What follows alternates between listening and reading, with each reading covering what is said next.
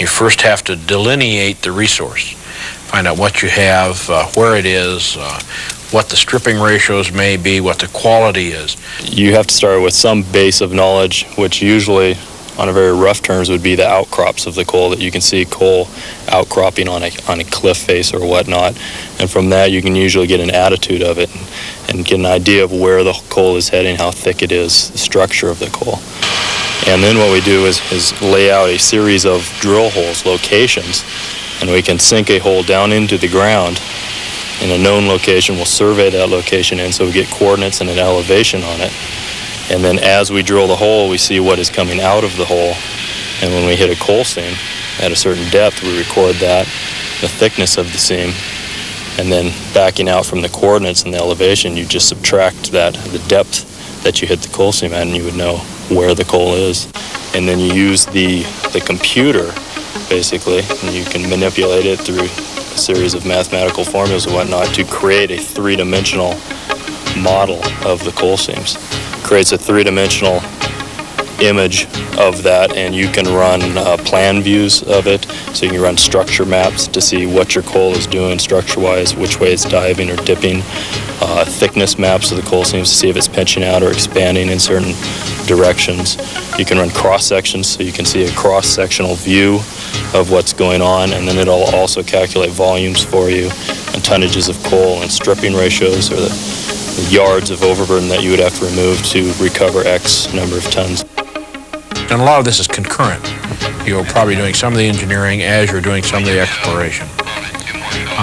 And design a mine. A mine is like any other technical thing. It is engineered, it is designed.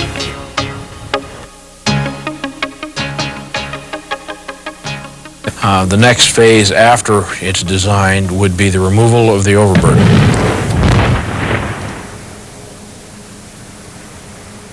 And that is a fairly complex operation involving removal part of the overburden which doesn't need to be shot, benching, drilling, shooting, and then moving the overburden, primarily with the drag line.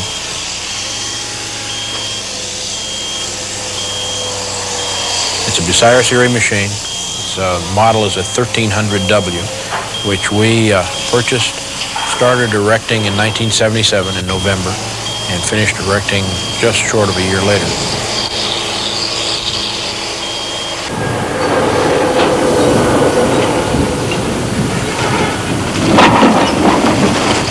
The machine weighs 4.25 million pounds. The mast is 186 feet high. That's the mast straight up there, and the boom is 325 feet long. That 33-yard bucket, you get a pickup or two in it, I would imagine. We think we're capable of moving 22 million yards in 1 year. It side-casts the material, cutting a long, narrow pit. About 105 feet of coal is exposed. And at the end of that, it turns around, comes back, refills the hole where we've now removed the coal, and makes the next cut.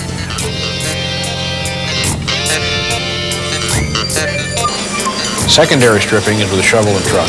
16-yard O&K machine made in Germany.